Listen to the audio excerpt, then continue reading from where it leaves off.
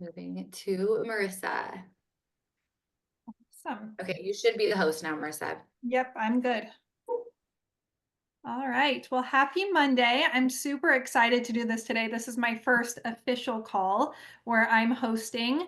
And I decided that I wanted the topic to be something that a lot of my clients are struggling with, or clients that I've worked with. So I hear a lot, or I worked with a lot of women that went through perimenopause, menopause, and beyond. And the big thing I hear is one day I just woke up and what worked for me before didn't work anymore. And I feel like I gained that menopause belly and an extra 10 pounds, and now I can't get it off. So that's really what I wanted to dive into today, because the strategy is slightly different, but it's definitely not impossible. And I do feel like a lot of women are told not to advocate for themselves, and it's just kind of normal, and this is what you deal with, and just to get through it. And so I wanted to go through what I really use with my one-on-one clients on how to get them the progress that they want, but also to feel their best through perimenopause, menopause, and beyond. So I'm going to share. Oops.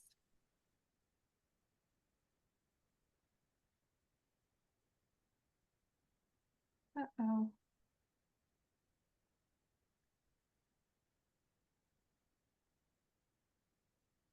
All right.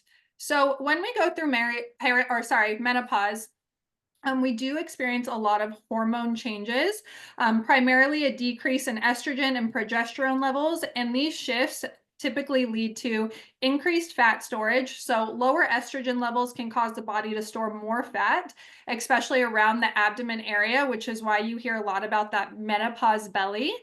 Slower metabolism. So hormone changes can also reduce metabolic rate, meaning you burn fewer calories at rest. Muscle loss. So age-related muscle loss accelerates further slowing down metabolism. And since muscle burns more calories, our metabolism now down regulates.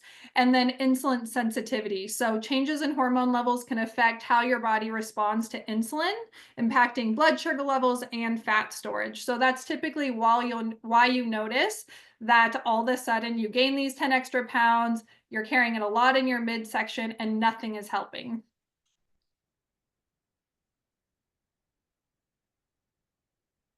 So I set up these like rules to follow during menopause. Um, and really, where I like to begin with clients is how they fuel your body. So a lot of times you go to what has always worked in like your 20s and 30s, and typically that's the eat less, move more movement that we hear a lot about, where you're constantly just cutting calories and you're doing as much cardio as possible, just hoping to lose weight. So typically, when I have women going through menopause come in and nothing's working, I will typically always take them through either a reverse diet, depending if they've been eating in a really low caloric deficit for a while, or I'll really focus on staying at maintenance or slightly above maintenance. This is so that we can really fuel your body to work for you and not against you anymore. So when you're in a caloric deficit, there's so much stress added to your body. And when you're constantly under fueling your body does not want to work for you. And I always say when you're fueling your body at maintenance and giving it what it needs, you're depositing into your hormone bank account. So every single day that we fuel our body and we're giving it what it needs, we're depositing it a little bit more, really focusing on hormones working for us and not against us, and optimizing our hormones naturally. So before jumping into a caloric deficit, spend at least 4 weeks at maintenance. I typically like to do a little bit longer, anywhere typically from 4, 8, 10, 12 weeks, depending on how long you've been in a caloric deficit or what your dieting history looks like, and also consistency there. This supports hormone and metabolic function, boosts energy levels, which is huge here. So if you're constantly under eating, your energy is going to be so low. The last thing you want to do is push really hard in your strength workout or get your steps in. Typically, all you're going to want to do is sit on the couch. So really increasing your food intake is going to actually help with energy a lot too here. And then prep your body for sustainable fat loss. Constantly under eating can stress your body, slowing down fat burning processes. So being able to then really go in and boost, oops, I don't know what just happened. There it goes. Metabolic rate by fueling your body makes fat loss so much easier. And then you don't have to cut down to 1,200, 1,100, 1,000 calories, because I always say, like, we're not toddlers. We shouldn't eat like one. Like, we want to fuel our body to work for us. And then prioritize protein. So a lot of times, a lot people come in and they think they're eating enough protein, but really being able to gauge where you're at and eating enough protein is going to be huge here. So aim for 0.7 to 1 gram of protein per pound of body weight, or realistic goal weight if you have over 50 pounds to lose. Protein really helps preserve muscle mass. It's also going to keep you a lot more full and satiated, especially within a fat loss phase. Which is key since muscle loss accelerates during menopause and keeps you fuller longer, reducing overeating.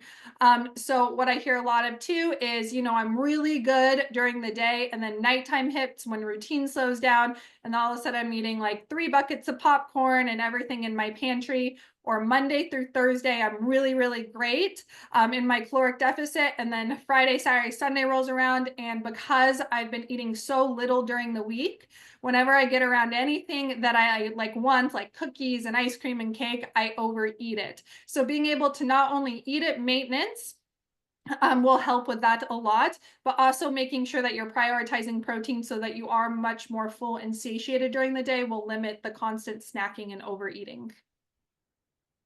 So embrace mindful movement, skip the intense cardio sessions. And I do want to go back, being able to add, conditioning into your workout, perimenopause, menopause, and postmenopause isn't necessarily a bad thing, but constantly putting your body under stress, like doing Orange Theory every day. I see a lot of your F45 workouts, things of that sort. All right.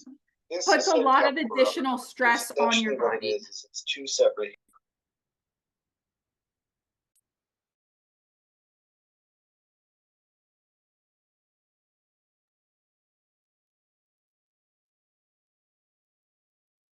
Okay, I think we're good now.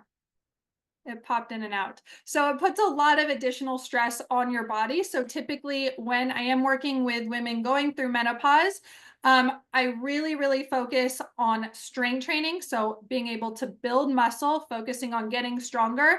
And I take a lot of conditioning down to just focusing on getting your steps in. So with that, traditional cardio can spike stress hormones like cortisol, interfering with hormone balance. Walking reduces stress, improves insulin sensitivity, and keeps cravings in check. Start with your current step count and work towards 8,500 to 10,000 steps a day. And I also use steps to manipulate calories within a calorie deficit as well. So I don't have to cut calories as low, but we put a lot of low impact, feel good movement in so that you can eat more, feel good, have a lot more energy, but that we can also put you a little bit into a further calorie deficit when that time comes. And then strength train like it's your superpower. So this one's so big because a lot of times I hear, I think I'm lifting heavy enough, or I'm doing random programs and I'm not focusing on a progressive overload program, or we're doing a lot of boot cut style workouts and we're just not gaining the muscle for the look that you want, but also the muscle to support your body and your metabolism. So strength training combats muscle loss, boosts metabolism, and enhances bone density. Crucial factors during menopause. So focus on getting stronger and you'll improve hormone balance, mood, and energy levels. Remember, muscle is— Hey, Maurissa, just Yeah, to, sorry to bug you, but can you share your screen again? And we can't see the email, we just see you. Oh, it got disconnected during that. Sorry. sorry. Thank you. Are we good now? Okay. Yes. Focus on getting stronger and you'll improve hormone balance, mood, and energy levels. Remember, muscle is metabolically active tissue. The more you have, the more calories you burn at rest, which again helps us keep calories a lot higher because we now have built a lot of muscle, which is going to improve our metabolism. And now you're able to fuel your body, have energy, recover better, and sleep better. So optimizing hormones, while hormone replacement therapies like bioidentical heart rate or hormone replacement therapy or supplements can help, lifestyle changes are always the foundation. So getting on HRT is completely a personal preference. I always recommend going and getting blood work done and talking to your doctor about it. But even being on HRT, you're not going to see much change if lifestyle doesn't support that.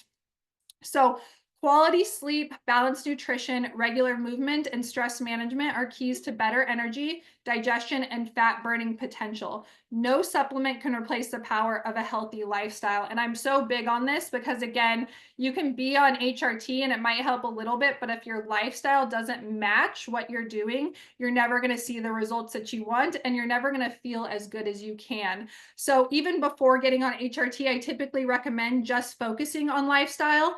And then if you decide to get an HRT, it's just a bonus and you'll see the huge benefits from that.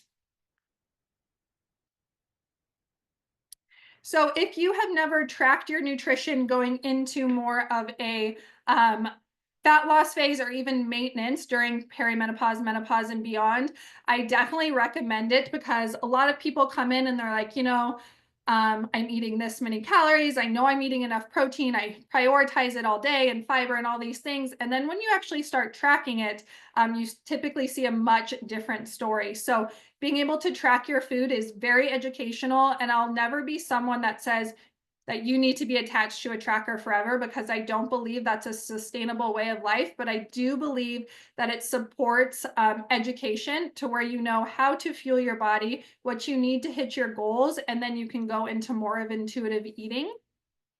Being able to pre-track your nutrition is huge as well, just to set you up for success if you are new to it. So going in the night before is something I recommend to all clients, no matter where you are. And pre-tracking your day so that you have a blueprint going into that day. You have a set plan, or else I feel like what we're doing is we're playing a game of Tetris. And then I hear, by the end of the day, I was so hungry. I went in my pantry and I ate a bag of chips. Well, it's typically because we didn't pre-track and we had no game plan for breakfast. So we underate protein on breakfast. By lunch, we were starving, but we were super busy in meetings. So we grabbed a quick protein bar and a cup of coffee. Now we're exhausted. We're hungry by the time dinner gets here. Now you still have to make dinner. You have no idea what you're eating. So the first thing you're going to do when you get home is hop in your pantry, eat everything in sight, and then figure it out after. That's something I hear a lot of. So just having a game plan going into your nutrition, really setting up yourself up for success. And then if you have to make minor tweaks, it's super easy. It's no big deal. But it really does teach you on how to balance out your day and front load protein. Make sure that you're balancing out blood sugar during your day. You're making sure you're full and satiated, and making sure that you're giving your body what it needs to get through the day and feel its best. Okay. It keeps doing that. And then the biggest thing is staying consistent. I will always pick consistency over perfection. Perfection is never the goal. It's not sustainable, no matter where you are. Every day that, maybe you didn't hit targets 100%, it's more of an educational period. Like, okay, what was off and what can I do next time when I get in that situation?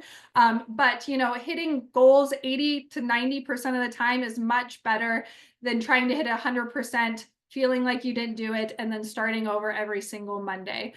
Consistency will get you to where you want to go. And if it's not perfect all the time, it might be a little bit slower, but that's okay, because it's going to be a lot more sustainable in the long run.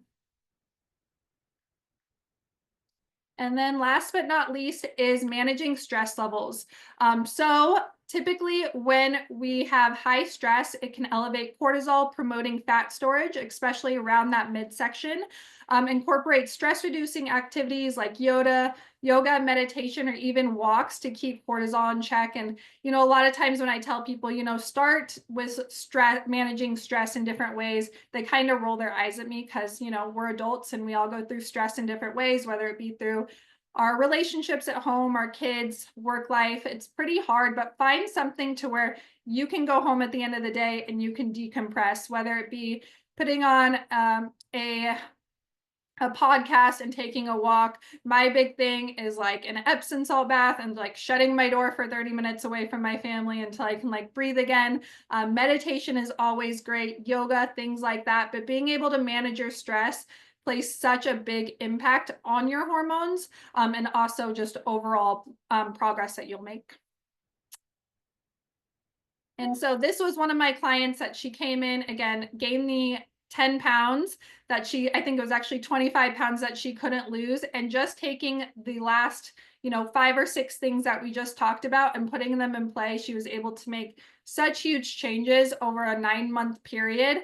And it seemed really seamless for her, and she felt so much better. So again, it doesn't have to be hard. It's just staying really consistent and fueling your body and giving it what it needs. And it's completely 100% possible. So that is all I have. Does anyone have any questions or anything to say?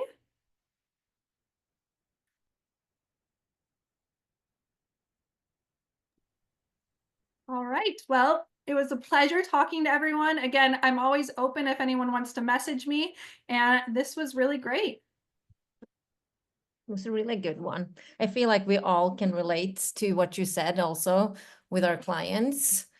Like we've all heard the same things and we're working on the same things. And one thing that I want to say is that for many people, like it can be overwhelmed because it can be a lot of different things, right? And like many different areas. But that is also why sometimes it takes quite some time. Like that took 9 months, like because you can't do it all in once, perhaps. You have to start with this and then you add that and that and that. And then you work over time to make it, as you said, not hard. It's just about creating the lifestyle that is going to make it sustainable over time. And that is actually making it a lifestyle and not just like I'm on a diet to see some, results on the scale, but I'm also here to feel better and kind of be in control of knowing what to do to be able to have these results and keep them as well. I feel like that is the main thing, like just feeling like you are in control, but to be able to feel like you're in control, you also need to know how you got to where you were and how to take yourself out of that. So Absolutely. And I do think it takes a little bit longer sometimes too, because being told to eat less and move more your whole life, then all of a sudden the coach is telling you, actually, I want you to eat more and I want you to move a little less and I want you to try something different. It's very uncomfortable for a lot of people. So it does take a little bit of time to get into those habits and be like, okay, this is why I'm doing it. But again, you kind of have to hop in getting a little bit uncomfortable at first, but it's definitely something new and a big mindset shift a lot of the time. Yeah, for sure. And that's stress as well. Like, yeah, as you said, like we all have stress, but I think also many times we have stress that we are not like aware, like we're not aware that the different forms of stress are actually kind of holding us back or that it affects us in the way that it does. So that is also one of the things that I talk a lot about with my clients is just being able to like be aware of what are my stressors, because okay, we all can probably relate a few, but then we also have our personal stressors that might the next person doesn't have. So just really being aware, okay, what are my stressors, and then removing the easiest one, so to speak, like one after one, I is love really that. good. Yeah. What piece of advice would you give for someone if they wanted to do this? Like, what would be kind of the 3 things that you would say they should focus on, most important? I know you talked about them all, but if it feels overwhelming. I would definitely focus on like fueling your body in maintenance first. I think that's crucial. And that's probably the biggest thing I see is women in, perimenopause, they come in eating 1,200 calories. And a lot of times their doctors are actually telling them to do that. I hear that a lot. My doctor put me on a keto diet and he told me to eat 1,100 calories a day. And it's causing a lot more damage than good in that situation, because not only is nothing happening, but they also feel horrible. They're not recovering at all and they're tired all the day, every day. So I would say find where you're at right now, track for a week, get the average of that, and then kind of build up from there.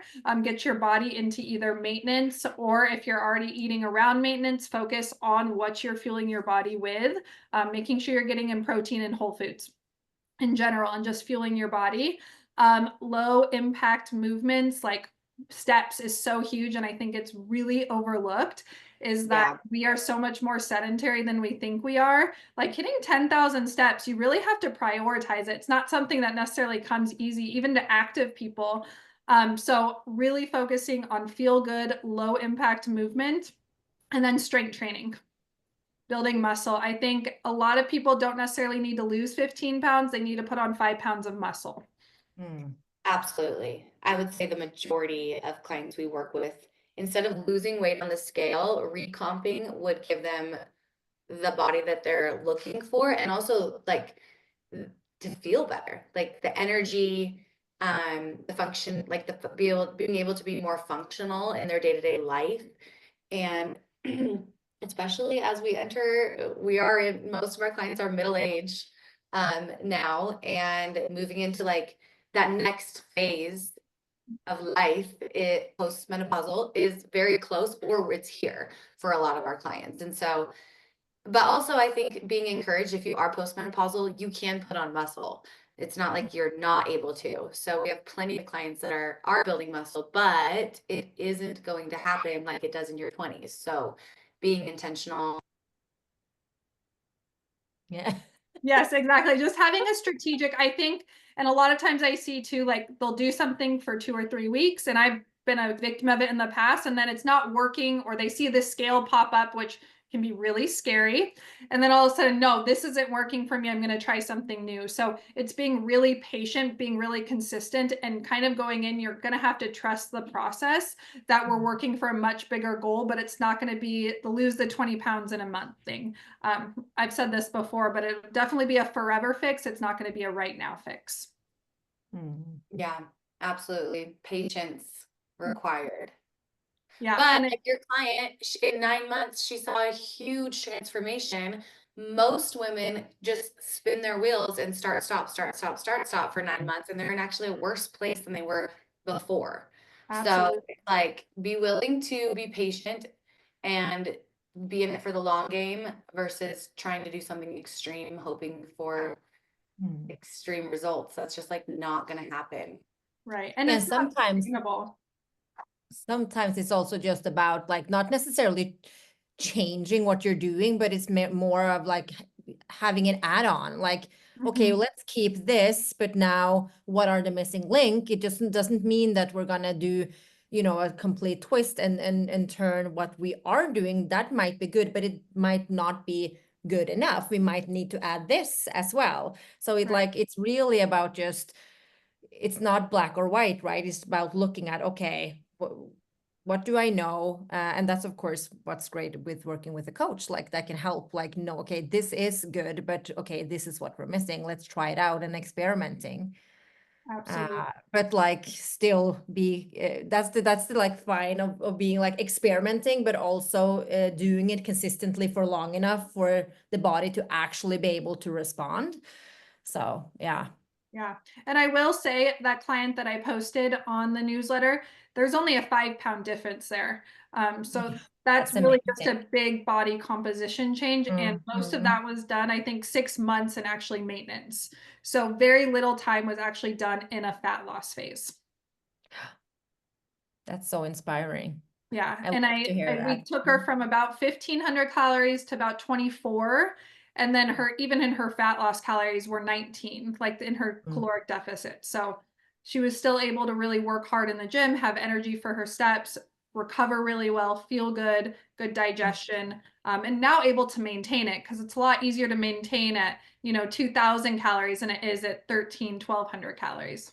Yeah. And then Absolutely. you're actually able to have like, you can fit in a treat here and there as well on those calories, which you are not when you're eating like 1,500. Like the treat would be rare. Absolutely. So it's like, it's a lot of, I always say, it's hard work in the beginning, and it can feel really frustrating because you don't see a ton of changes, but you're Mhm. really setting your body up for success for now the long term, because now we Yeah, don't have to slash calories. Now you have this great foundation, and now you're never going to go back to where you were before. exactly. I love it. Such good information for the new year as we come into kind of, and even now, like tracking your maintenance this week, kind kind of playing with it over the holidays and then having a really solid game plan for the new year. Mm. And we might have an accountability and habit challenge to go with that in the new year. So stay tuned for that as well. Well, thank you so much, Maurissa. So fun to get to learn from you, your first official community call. And if Sorry you for a little guys- bit of tech error. Yeah. My microphone No. isn't working today either, so we'll be figuring that out again too. So yay for tech. But thank you for joining. And if anyone has questions, please ask them in the groups today as well. Thank you. Have a great week. We won't be doing calls the next 2 weeks with the holidays. So our next call will be, let me think, when will that be? January 8th? January Right. Yeah. 6. Yeah. 6th. January Yes. 6th. Okay. Thanks, everyone. Bye. Bye. Happy holidays. Happy New Year.